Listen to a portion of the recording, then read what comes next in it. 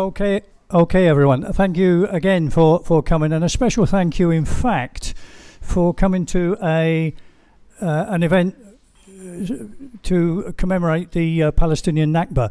It's quite easy to fill this place when the latest Israeli atrocity has put Palestine at the top of the news. But the fact you're here today when Palestine is not at the head of the news shows a commitment which we applaud. My name's Ian Hollingworth. I'm the secretary of the PSC Thailand, Palestine Solidarity Campaign Thailand, which was formed in Bangkok on 10th of December 2007.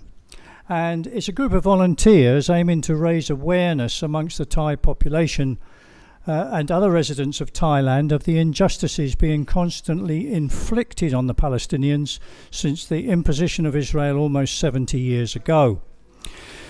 We work to solicit support for them in their struggle for their human rights, their human dignity, and the creation of a viable, independent, sovereign and contiguous state of Palestine.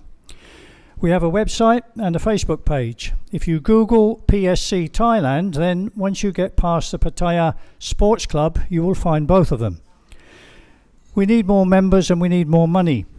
Please consider joining and or donating to support our work. You can find information at the back and on our website.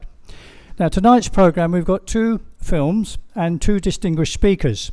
We're going to show the first short film and then the two speakers will speak to us. We've got the Professor Dr. Kraisak Chunhawan, human rights activist, academic and former senator, MP and former deputy leader of the Democrat Party, also honorary president of PSC Thailand.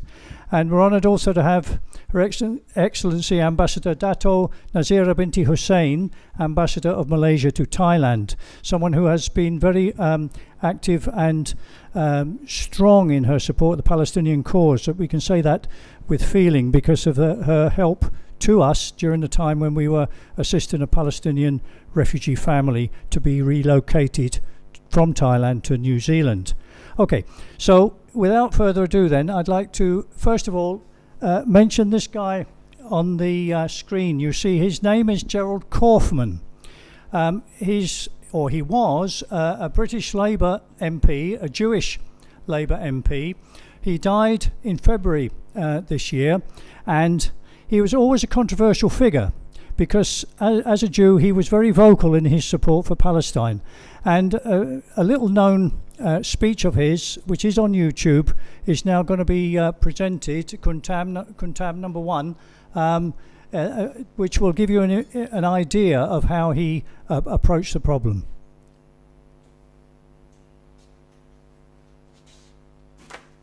Kaufman once, when I was living in the UK, and I was a member of the local Labour Party, he came to speak to us. And I gave him a lift back to the railway station. Seldom have I met a more cultured, well-mannered and polite man. And the fact that this guy was Labour MP for a Manchester constituency for 47 years goes to show how much he was appreciated by his own people in Manchester as well. Anyway, so I'd like now to move on. Let me change my nameplate.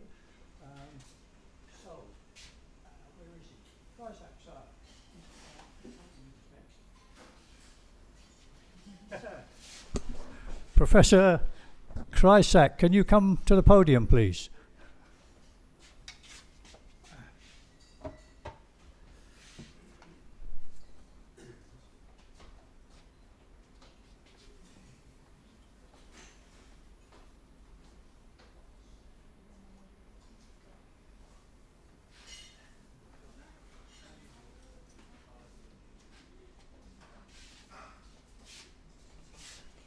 I just repeat, we are honoured to have Professor Dr. Kraisak as Honorary President, Palestine Solidarity Campaign in Thailand.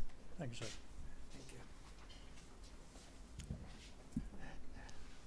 Thank you for the introduction.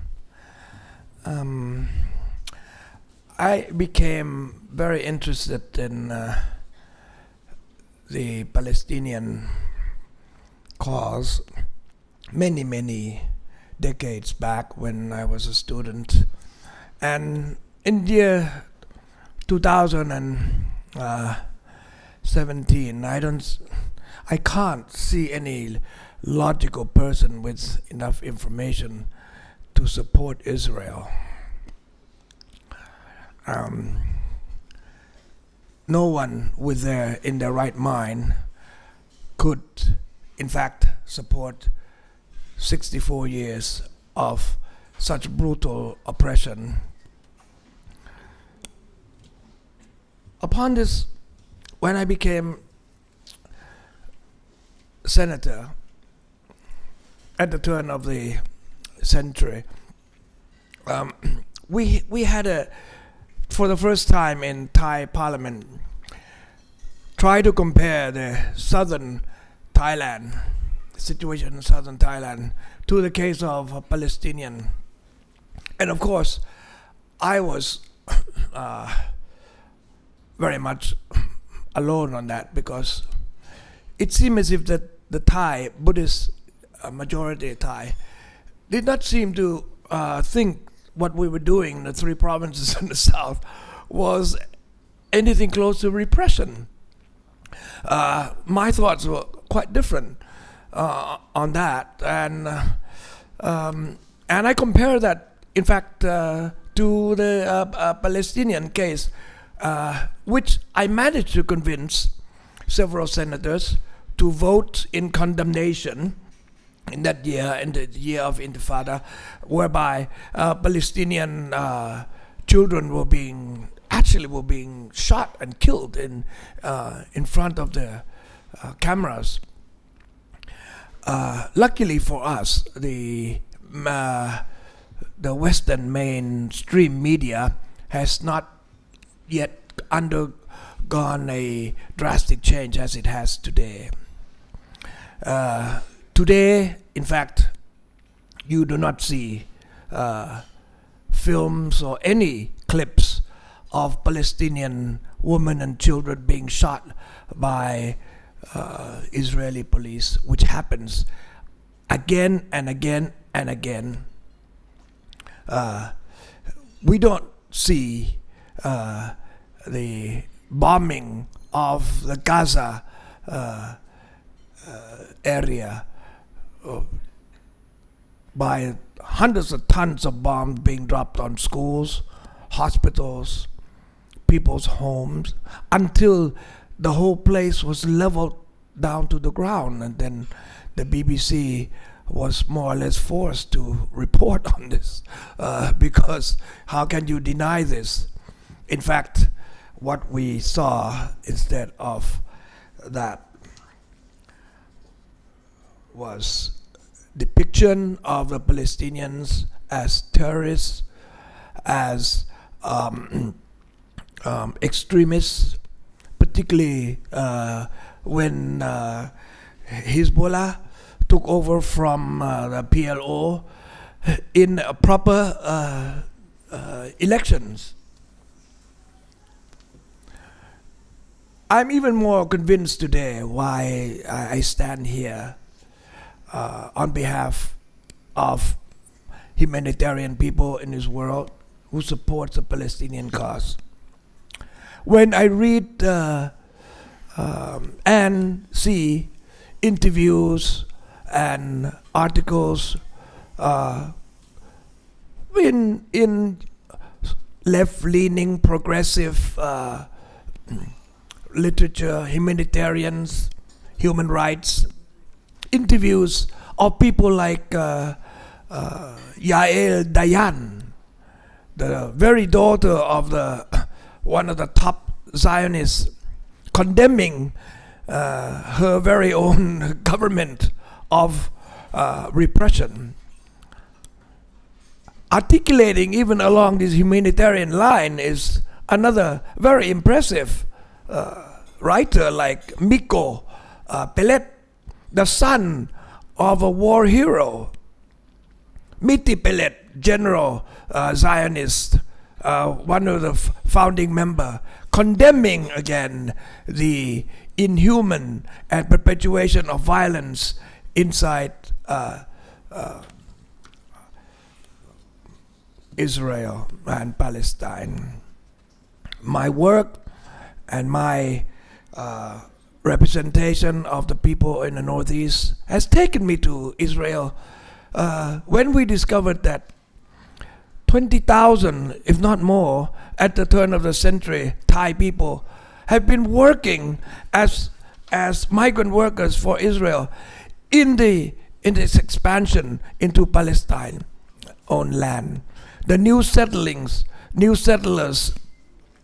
have been worked on not by workers from Malaysia or from Pakistan, Bangladesh or other countries, but by poor Thai Buddhists who don't know any better, because if they were from a Muslim country, who would work for such an expansion?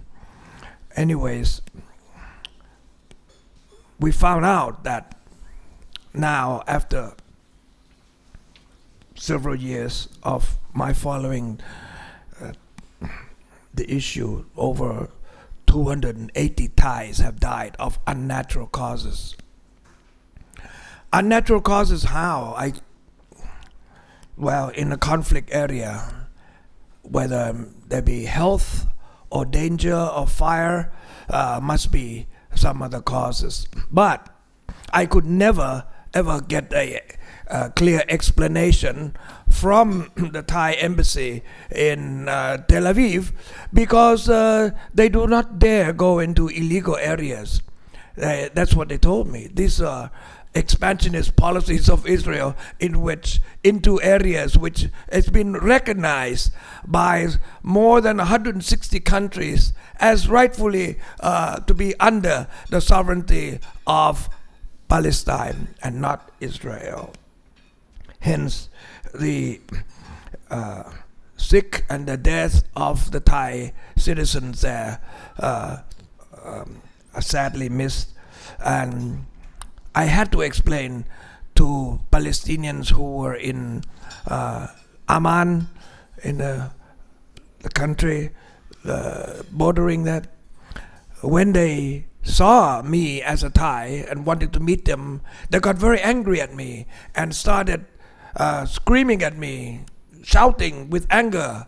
Said, "Why you Thais are working in land that have been stolen from Palestine?" I said, "These are poor farmers. Their jobs are probably taken over by Burmese or Cambodians or Laotian in Thailand, so they had to come to Israel to work. They don't know any better. They are not Zionists by any means. So I do forgive them, and please forgive them, for they do not know what they're doing." We may manage to have an understanding on that, but we found out that in a lot of areas clashes goes on between both sides, and the Thais are victims of this. And lastly, Madam Ambassador, I'm so glad you're here with us. Like always, I value your presence over other ambassadors who never come to such events. My worries is of my country, of my children, that in a world that's increasingly hostile, particularly towards Muslims, that the economy will take a nosedive and we will go into a depression. Already, because of the war in Syria and ongoing conflicts elsewhere in Iraq, Thai exports to that area and relations to that area has fallen. People that used to use services in Thailand, may they be, whatever service, entertainment or medical services, or the combination of two, have declined incredibly. And we're very sad about that too. Also fear that in such violence, Israel will not stop. And since somehow it's throughout the years, 60 years of its conception, has managed to control major Western powers, I fear it would not rest until it can destroy all the governments that supports the Palestinian cause and the Palestinians, like the Assad government of Syria and the government in Iran.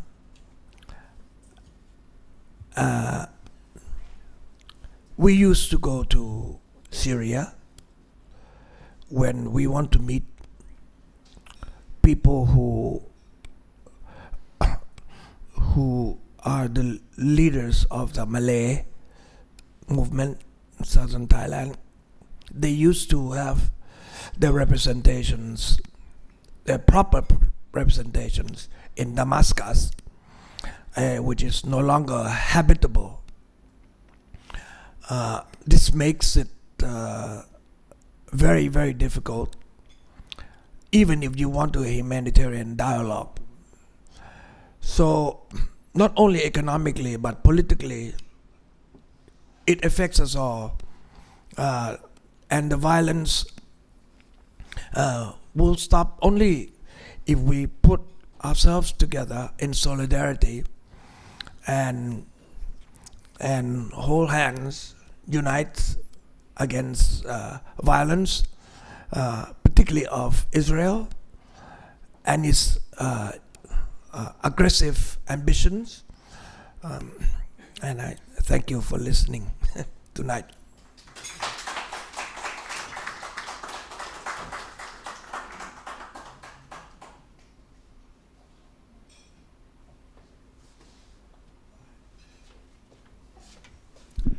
Thank you very much, Dr. Krysak. We're going to move on now to the main film of the evening, which is the sinking of the USS Liberty, number 2. That's correct. After which we will hear a few words from Her Excellency Ambassador to Thailand from Malaysia, and then we'll throw the floor open. We'll throw the floor open for comments and questions. This incident, which happened so long ago, still has the power to shock, and I hope you'll enjoy the movie. Thank you.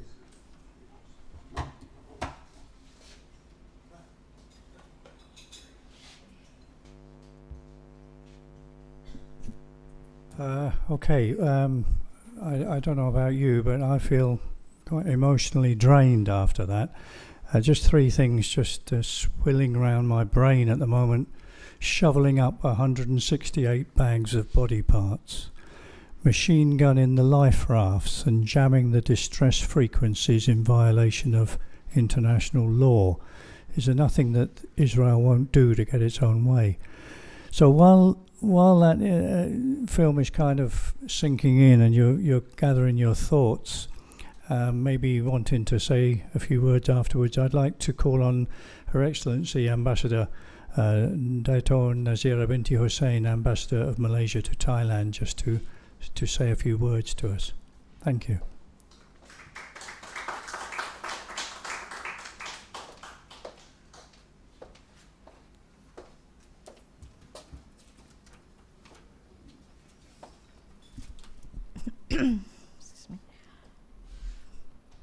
Thank you very much, Ian. Yes, I think we all feel quite drained and very much affected, yeah. But well, the show must go on. First of all, let me begin with Bismillahirrahmanirrahim and the greetings of peace on all of us. Assalamualaikum warahmatullahi ta'ala wabarakatuh. Sawadika. Good evening. And in my own language, Salam Sejahtera. Let me recognize Professor Dr. Krysak Junharvan, former Senator, MP, former Deputy Leader of the Democrat Party, and something that we are very proud of, the honorary president of the Palestine Solidarity Campaign, PSC Thailand. Of course, Mr. Ian Hollingworth, who is the secretary of PSC, and all the other members of the organizing committee of Palestine Solidarity Campaign in Thailand.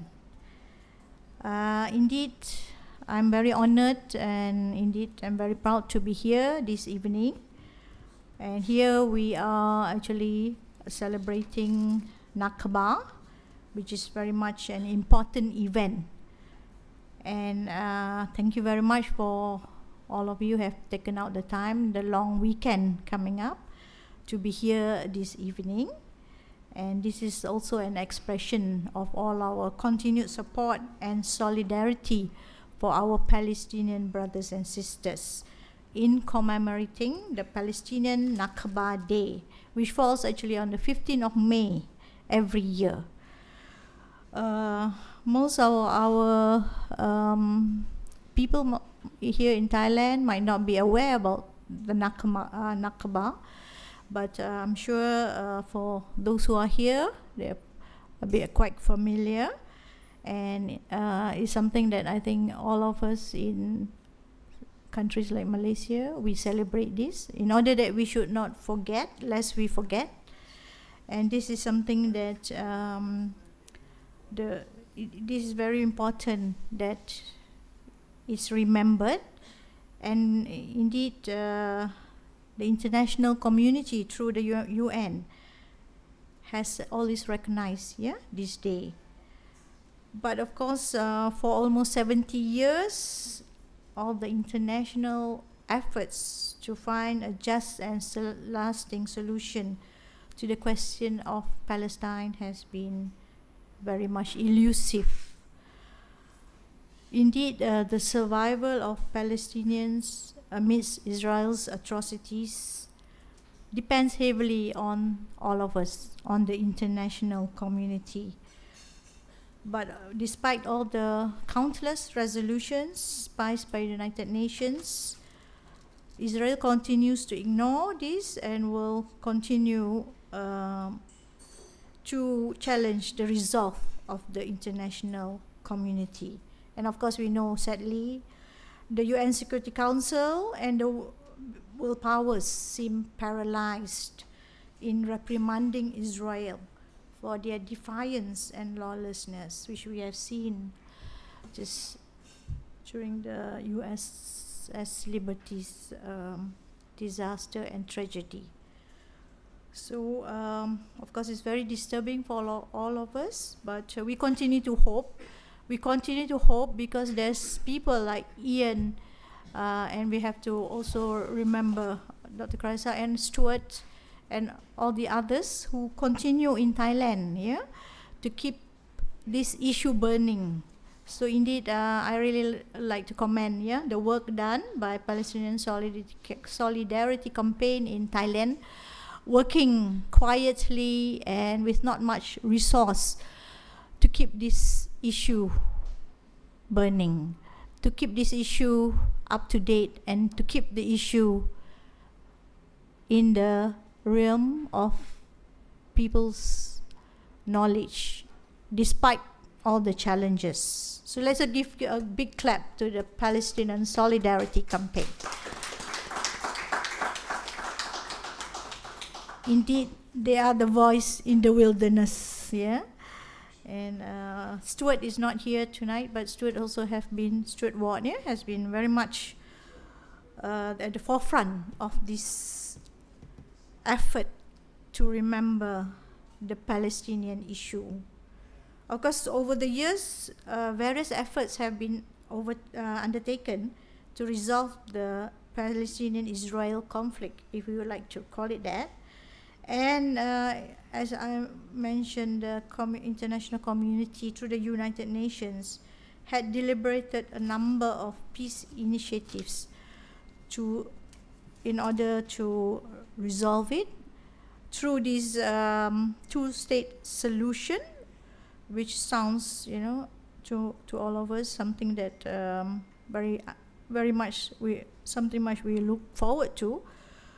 which is the two-state solution with the state of Palestine and Israel coexisting side by side.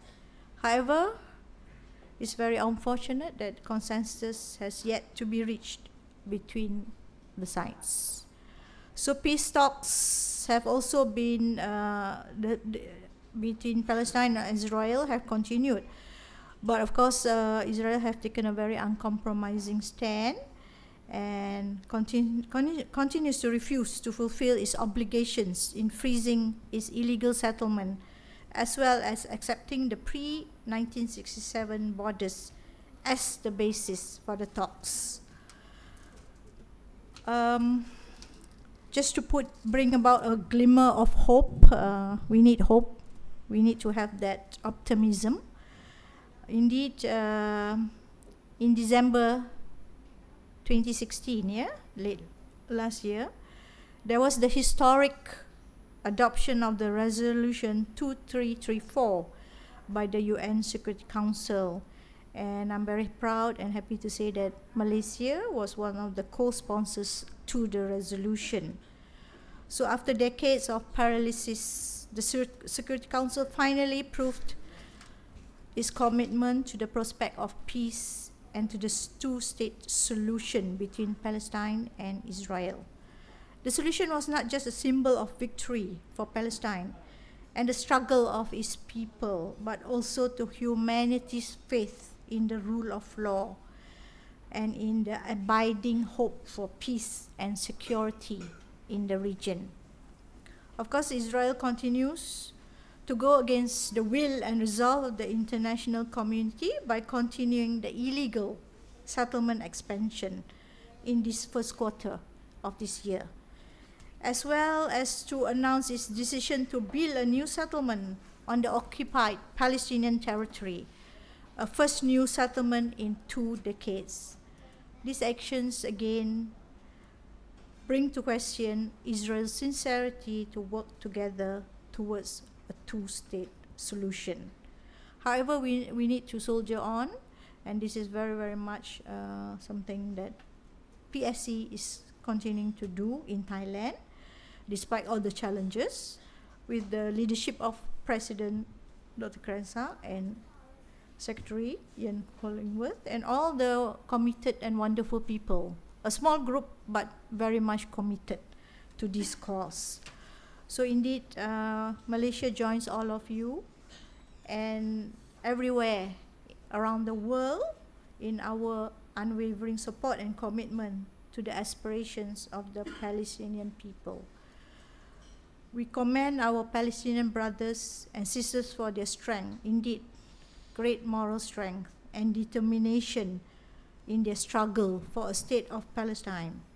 We will never stop in our support and stand together with the Palestinians and share their unwavering hope for a comprehensive, just and lasting solution to the question of Palestine in accordance with international laws and the various UN, United Nations General Assembly and Security Council resolutions.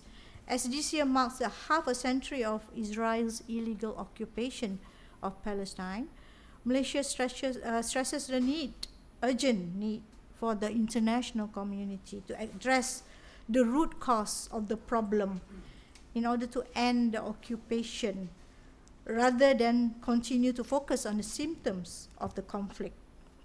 The international community should go beyond condemning sporadic attacks and acts of violence, and should address in the first place the bigger question of what creates, fuels, and breeds anger and despair, frustration among the Palestinian people day by day. So this is important because it also threatens international peace and stability. So we continue to urge all parties to intensify their efforts to resume the peace process in order to achieve the long-term political solution to end the longest occupation in modern history. Decades of great injustice and gross violations of human rights have perpetuated anger and frustration for those who have nothing to lose, not much. leading to further radicalization in the region and beyond. Distinguished guests, ladies and gentlemen, it's of course our fervent hope that the commemoration of the Palestinian Nakba Day this year will heighten public awareness on all its aspects of the question of Palestine, in order to promote wider international support and assistance to the Palestinian people. And indeed, we hope more Thais in Thailand, generally the public, the population, will understand that this is not an issue of race or religion. This is an issue of high humanitarian regard for lives of the people under occupied Palestine. So it's important that we continue this struggle, and in the way that is respect for rule of the international law. And again, I would again like to express my utmost appreciation to Palestine Solidarity Campaign for organizing this very meaningful gathering, small but meaningful. And I wish everyone a fruitful discussion throughout the event. Thank you very much. Kap Kun Makka. Terima kasih.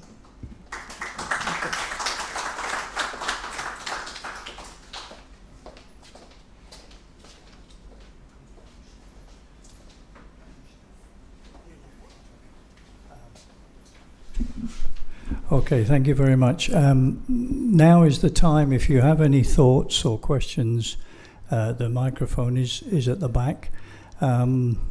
Just one thought is buzzing around my head. Noam Chomsky is a distinguished academic, and I was listening to him in an interview the other day where he was saying, okay, everybody's talking about the one state or the two-state solution, but in his view, neither of those is going to happen the way things are going on at the moment. Israel is systematically swallowing up all the best bits of the land and will continue to do so until such time as they hope the Palestinians will just give up and either go away or just exist.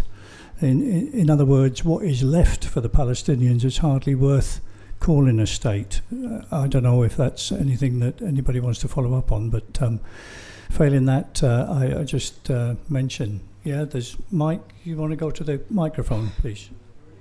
No, go to the microphone, please.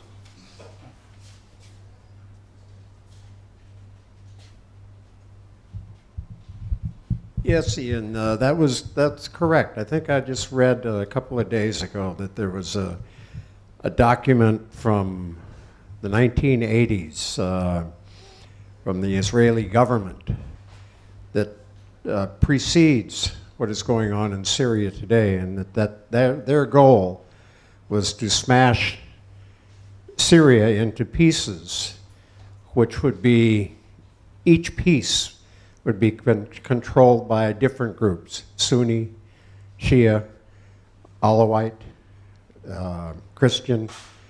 And so it would be impossible for the state to exist. Concomitant with that would be to push all the Palestinians into Jordan, leaving only Israelis in Israel. But behind that, nothing has changed from America's point of view. We are being bombarded with garbage about Russia interfering with the US election. There is no country on the planet that has interfered with the US elections for so long and so effectively than the Israeli government. We had the spectacle of the entire US Senate sending a letter to the UN demanding the UN be fairer to Israel. The progressive liberal icon, Bernie Sanders, signed that letter. And you know what he said? He said, yes, I signed it, but it's not a letter I would have written. Does that make any sense to you? So it's the money. It's the Jewish supporters of Israel in the U.S. who basically have controlled the U.S. political system. The U.S. political system is based on money. That doesn't mean that the entire Jewish community in America supports Israel. There are many people with less money. I would say now we're close to 50% who are not happy with what Israel is doing, Jews. But a good number of those folks don't have the money like Sheldon Adelson does or some of the other folks. So America is at the heart of it. Israel still controls America.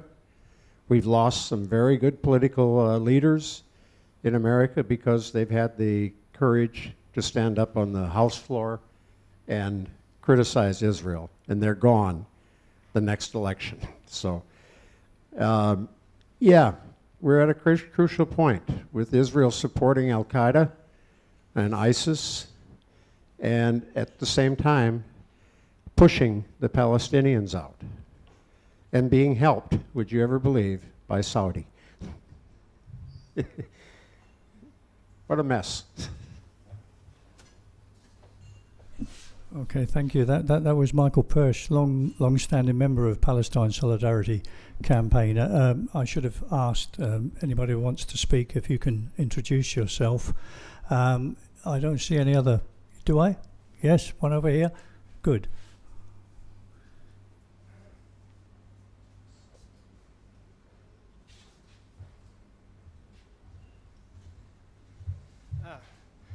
I'm Andrew Silver. I'm probably the only Jewish and the only Israeli member of PSC. I lived in Israel 13 years, from 1966 to 1979, when I left as a matter of conscience. So I'm a dual citizen of the United States and Israel. In response to the previous speaker, I agree with him by and large. I applauded his statement. I just want to add that there is a very thriving Jewish organization that is lobbying and supporting American politicians, candidates for Congress. It's called J Street, and I'm a member of that. And if you Google it, look up, find J Street on the internet, you can find that they actually raised more money than the Israel lobby in the last election. And they were very successful in supporting dozens of congressional candidates. So I hope that this is the wave of the future. The majority of Jewish Americans support a two-state solution, and so does J Street. By two states, that's the 1967 borders, not the Bantustans that would be created with respect to the present situation on the ground. So I just wanted to add that.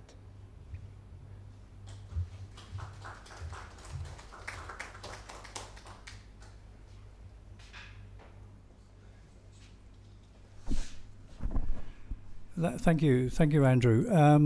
One thing is certain: nothing is set in stone. Sometimes it seems hopeless. It seems like it's the same every year. Nothing is ever changing, but things do change.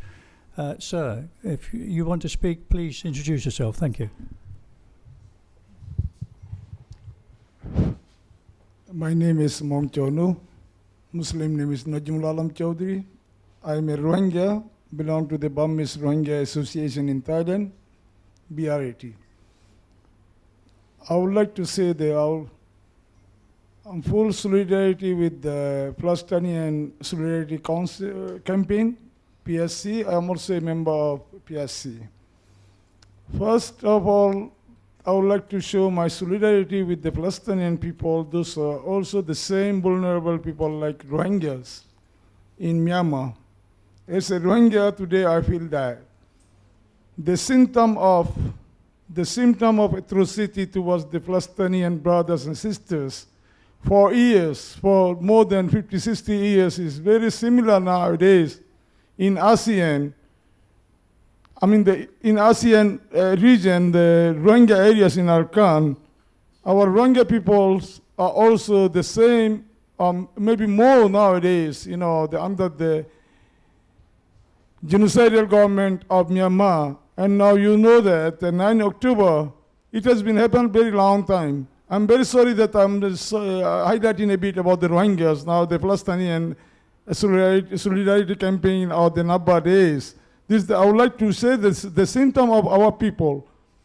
Since 9 October, there has been hundreds, thousands of Rohingyas are killed and the women are raped, and the international community nowadays the same in the which you call the United Nations Security Council. The case is now very hot, and has been discussed in the Security Council.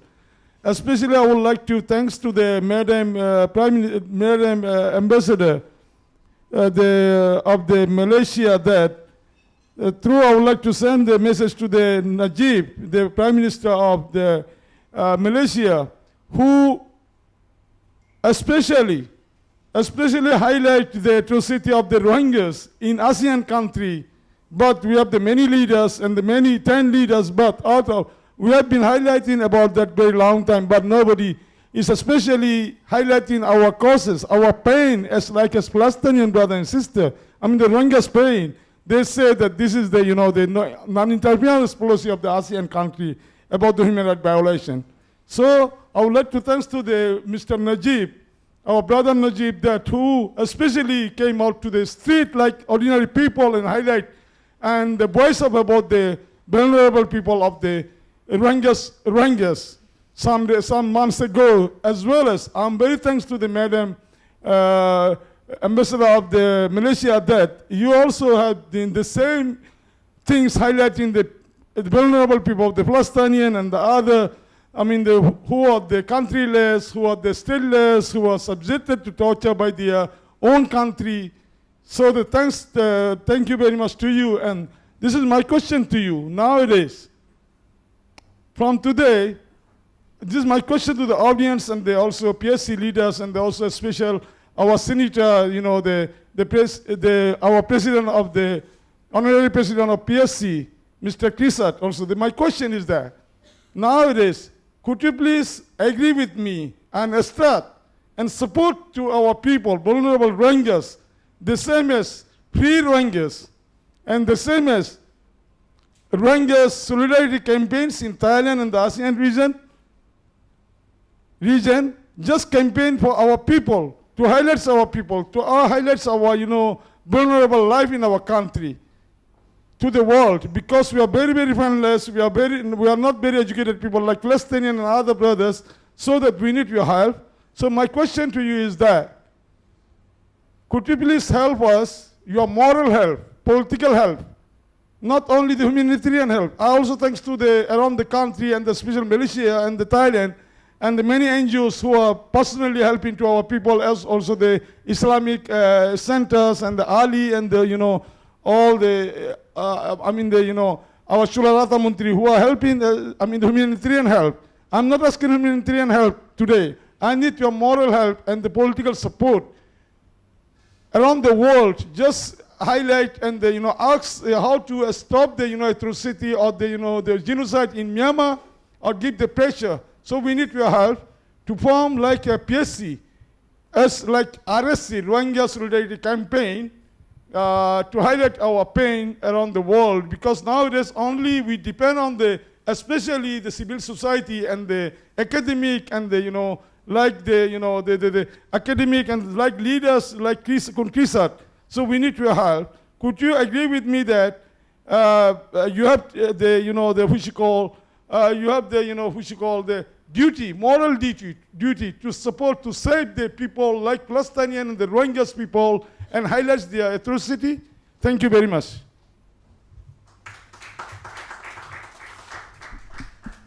I'd just like to endorse what the previous speaker has said. I mean, he has in fact attended PSC meetings in the past, and I'd like to extend a warm welcome, sir, for you to come to future meetings, and we can explore these ideas together. In the meantime, certainly anything that you wish us to publicise, because we do recognise parallels with the Rohingya situation, very much so. Anything you want us to publicise in our website, on our Facebook page, we're more than happy to do so if you send it on to us through their email address or whatever like that. Any more contributions? I've got, yes, one at the back. Thank you. My name is Cham, and I am a democracy activist from Thailand. Just last year I came here, and I remember that we talked about the US election. I remember that Bernie Sanders was defeated by Hillary Clinton, and we remember that she supported Israel. And I have a talk with someone in here, and we say that perhaps Trump is not from the establishment, and perhaps he can bring peace.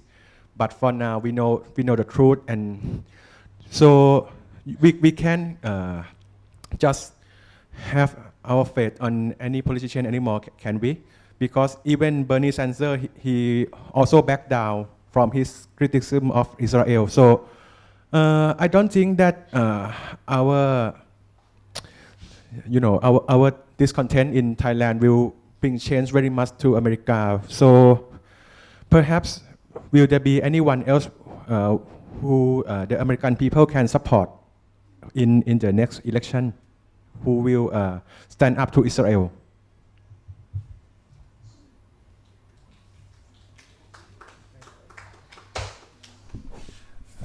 I do recall actually what you were talking about, and in fact last November, when we have an annual UN Day of Solidarity with the Palestinian people at the United Nations, the theme in 2016 last year was Global Citizens for Justice, which highlighted the fact that there is a groundswell of support for the Palestinians in very many areas of the world. And not insignificantly in the States. It's a long process, but as I said earlier, nothing is set in stone. If you recall back to the first video, the Kaufman video, when he talked about Hamas being the only game in town. Now, I can see what he's getting at there, the shortcomings of Fatah and Abbas. And looking, I don't know if anyone's got any more information about this than me, but just recently there's a website, Electronic Intifada, which Stuart often mentions, and that was talking about a change of leadership in Hamas and the fact that they are restructuring their statement of intent, becoming a little bit more pragmatic. I mean, we're not looking at them with rose-tinted spectacles, but nonetheless, there seems to be a current of change going on in Hamas itself at the moment. I don't know if anybody's got any further information on that, but I'd like to put that on the table for you to investigate if you wish. Okay, if I don't see any more, I got one. I was praying for that. So, sir, if you can introduce yourself, I think yes, I'm Nick Freeman. I'm a former chair of Palestine Solidarity Campaign, Thailand. Just an answer to the comment you've just made about Hamas, what I've been reading. Is it Hania, I think it is, who's based in Gaza, has now become the head of Hamas. And I think the reason they're coming about these changes is really to do with the political circumstances in the Middle East, in particular to do with the military government basically in Egypt that's closed off the border to Hamas. Hamas has got to make approaches to them. So that's part of the reason I think they've moderated their stance towards Israel. But one thing I'd like to comment on is I was recently a guest of the Iranian Parliament in Tehran at an international conference they had. And I just want to share a couple of observations from that. And it comes from an American woman, I think her name is Pamela Bailey, who'd been working in Gaza for about 10 years and wasn't allowed to go back in October because the Israelis had decided the organization she was working for was now labeled a terrorist one. But she had some comments to say about Gaza, and that is we've got 2 million people who have been locked up basically for over 10 years now. And she says the vast majority of the population are now suffering post-traumatic stress syndrome.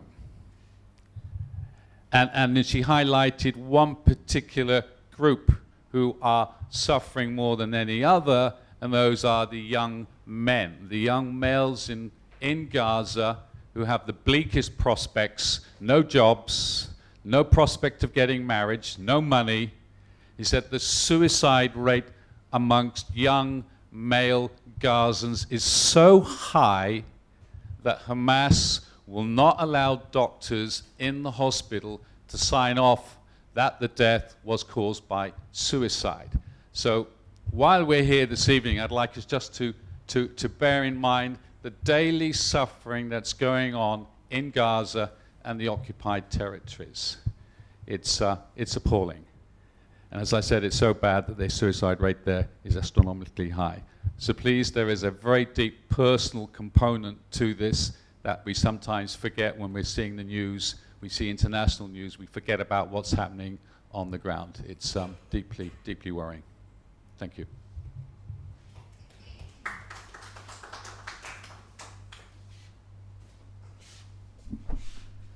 Okay, thanks, Nick. A lot of very deeply felt and deep thinking contributions here. Is there anyone else before I begin to wind up the meeting? It's a news item which I need to mention, in fact, because of this year, November the 2nd, marks the 100th anniversary of the Balfour Declaration. Now, the Balfour Declaration laid the foundation for Jewish-Arab enmity that is now posing a major threat to world peace. Issued on November the 2nd, 1917 by Great Britain, the Declaration gave international recognition to the Zionist movement and promised them a Jewish state in the land of Palestine. Now, PSC Thailand hopes to investigate and explain the true significance of the declaration at the United Nations Day of Solidarity with the Palestinian people in late November. As I mentioned earlier, this is an annual event which we attempt to organise. Now, to this end, we will be putting out an appeal to all those who would like to speak at this event or to make any other kind of presentation in English or in Thai. If you think you might be interested, please see me afterwards, or otherwise contact PSC Thailand to offer your services. We'll be putting out that appeal, I would say, by the end of this month, and we'll be assessing the situation come September to see how we proceed. So there's time to think about it and time to act if you're so inclined. So I'd like to wind up the meeting now then and say thank you very much for attending. As I said earlier, this is a commitment. If you turn up when Palestine's not in the headlines, then that really means a lot more than maybe the people who only come because they are in the headlines. So thank you very much indeed, and I wish you a good evening. Right.